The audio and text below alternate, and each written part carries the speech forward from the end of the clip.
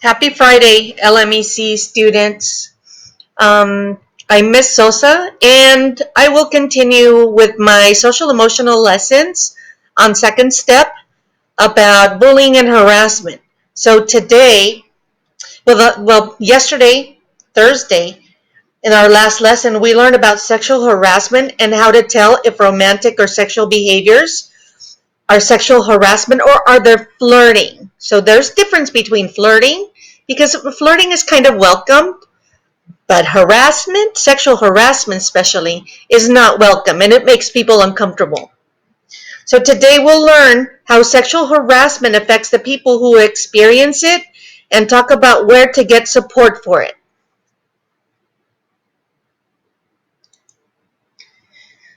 Sexual harassment statistics, who experiences sexual harassment. So look at these statistics. So 5 out of every 10 students, no matter their gender or sexual orientation, experience sexual harassment. Also 4 out of every 10 boys experience sexual harassment. 6 out of every 10 girls experience sexual harassment.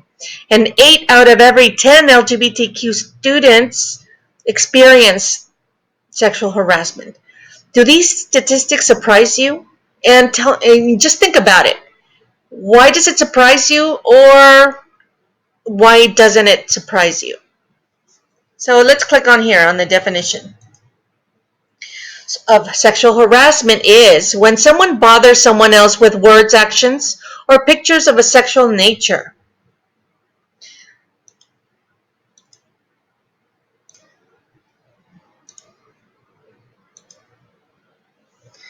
Almost half of students who sexually harassed others didn't think it was a big deal, but there are real consequences. 9 out of 10 people who have been harassed said it significantly affected them.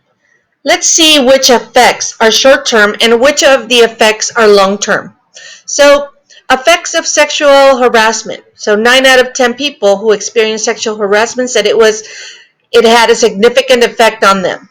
Now, short-term effect. Let's see what this means. So try to remember, write it down because it's going to be on your classwork to tell me the definition of a short-term effect. Short-term effects of being sexually harassed. You have trouble sleeping, you missing school, stomach pain, drop in performance, lower self-esteem. So because a lot of the time when you have uninvited advances, which is called sexual harassment, it was something that you didn't ask for. But then you start feeling guilty that maybe you did something wrong. But no, that is how being sexually harassed makes people feel. So a lot of people that have been sexually harassed have trouble sleeping. They miss school because they're uncomfortable. They don't want to be sexually harassed again. That's why it is very important that you speak to someone. So sometimes you need help. And what are the long-term effects of being sexually harassed? You could even get high blood pressure. So people get sick out of this. Risk of heart disease, risk of depression and anxiety. You get an eating disorder. So sexual harassment is very serious, and that is why it is not tolerated in the schools. So like I said, if you have been sexually harassed, you need to talk to someone that you trust.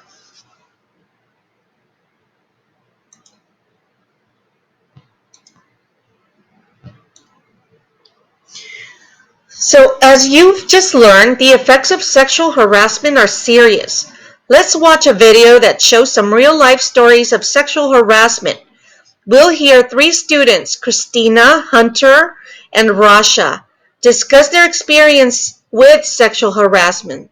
As you watch, listen for the effects of each student mentioned. You'll write these on your handout.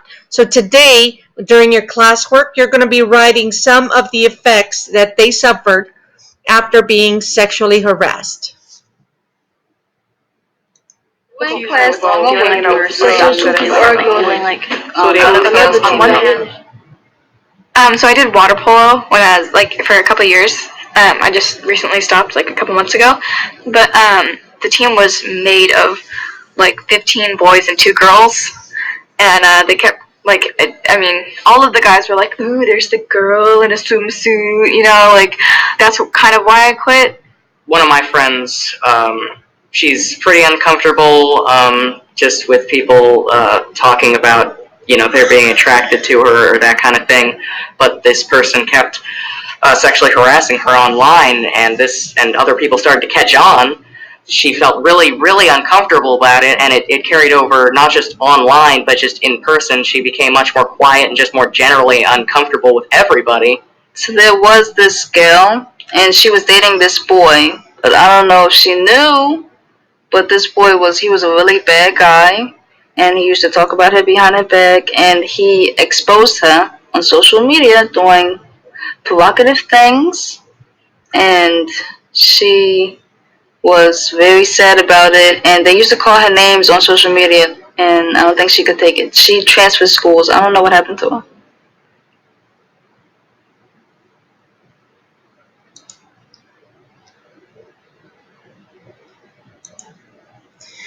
So after listening to all these stories in the video were about girls being harassed, remember the statistics from our warm-up?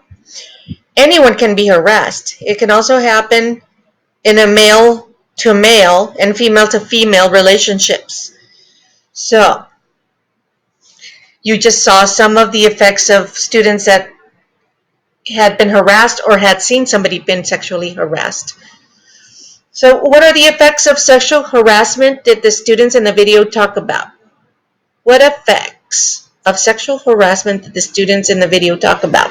So when you go to the classwork today in the Google Classroom, you will write down, one student ended up even leaving her home school, transferring to a different school because she was so uncomfortable. So another effect, I think I heard that the young man was saying that he saw that the girl was being harassed, sexually harassed, and she was so uncomfortable that she stopped talking and she stopped being outgoing. So those are a lot of the effects of sexual harassment on students.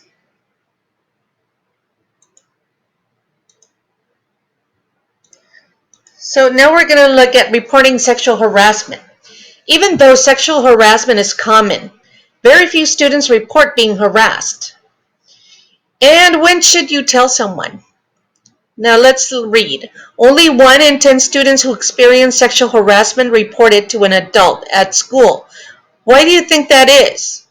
First of all, if you're being harassed, and remember it's aggression, I think that fear is big when students don't want to report. You don't want to be called a snitch. But you know what? You don't want to be uncomfortable either.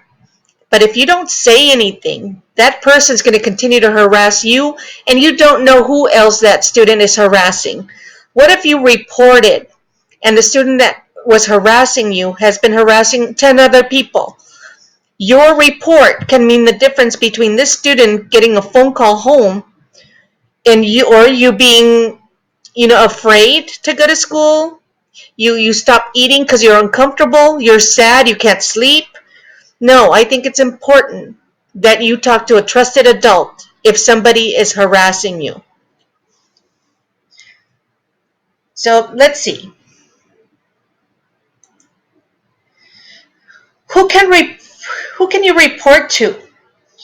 You can report harassment to any staff member at school. So at school, who would you talk to? So think about this. Who can you talk to? Let's turn the card. At school, you can speak to the school counselor, our youth advocates. I am one of the youth advocates, Miss Sosa, and you have my email address. You're in my Google Classroom. My contact information is in there. Also, Miss Diana Medina, Miss Danielle Harwood. All 3 of us are youth advocates, school counselors. Also, how about a trusted teacher, somebody that you really trust? You can send her an email. Also, the administrators at school, the school principal, the vice principal. Um, There's also I think there's a link on the sandy.net where you can report harassment if it's anonymous. If you don't feel comfortable, you can just report it. But it is important that you do speak out. We can help you. We've dealt with students that have been harassing, and they learn not to do that anymore. And like I've said in the other video before, if you are the one that is harassing someone, you need to stop, or else you're going to be called in by a principal, vice principal, and they will be contacting your parents to let you know, because there's a policy against sexual harassment in school. So out of school, who would you go to? There's a national sexual assault hotline, and they have the phone number. Also, it's important that if you trust your parents about somebody harassing you, sexually harassing you, I think it's important. Some students get harassed by cousins, uncles, aunts, even a step parent. We don't know what your situation is, but know that if you're uncomfortable, you need to say something.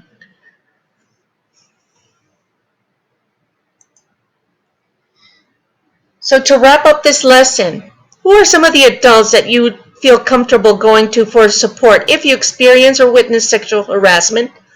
If you're a student witnessing one of your friends being sexually harassed, you need to speak up for your friend.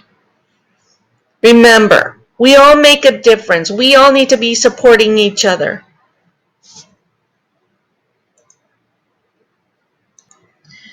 Today, we took a close look at the effects of sexual harassment and who you can make a report to. In the next lesson that we're going to listen today, Friday, we'll learn about gender-based harassment. So make sure that today you fill out your attendance sheet, and you also listen to the video, and you're going to fill out the classwork. I'm looking at the students who are answering the classwork, so please follow through with your assignments. Thank you, and have a nice weekend after you finish with all your work.